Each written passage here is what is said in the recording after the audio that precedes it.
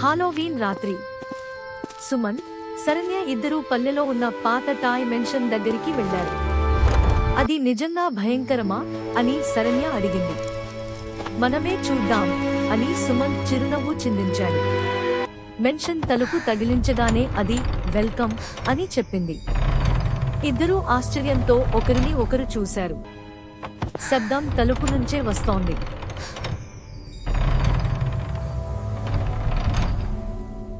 లోపలికి అడుగు పెట్టగానే వందల కొద్ది బొమ్మలు కదలడం మొదలయ్యాయి. బొమ్మల కళ్ళు వెలుగుతున్నాయి. సుమంత్ జేబులోని ఫ్లాష్ లైట్ ఆ బొమ్మలపై మెరిసింది.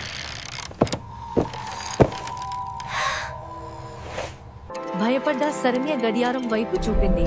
అది వెనక్కి తిరుగుతోంది.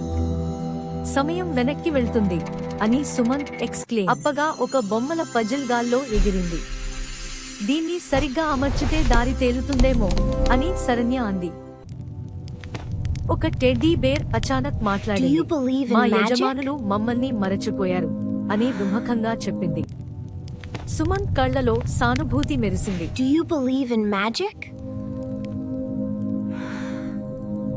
ఇద్దరూ ఒక మినీ క్యారసెల్ పై కూర్చుని తిరగడం మొదలుపెట్టారు. ఒక్కసారిగా అది మాంత్రికంగా పాత ఆటల జ్ఞాపకాలు చూపించింది. టాయ్ బొమ్మలు హఠాత్తుగా పాట పాడుతూ నాట్యం చేయడం మొదలుపెట్టాయి.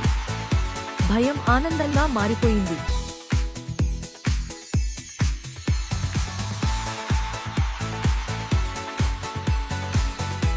సుమంత్, శరణ్య ఇద్దరూ అన్ని బొమ్మలతో ఆడుతూ మేము మిమ్మల్ని మళ్లీ ఒంటరిగా వదలము అన్నారు. మంచి ఉదయం. మెన్షన్ ఇప్పుడు భయంకరం కాదు, సంతోషంతో మెరుస్తోంది. బొమ్మల నవ్వులు ఆకాశంలో మార్మోగాయి.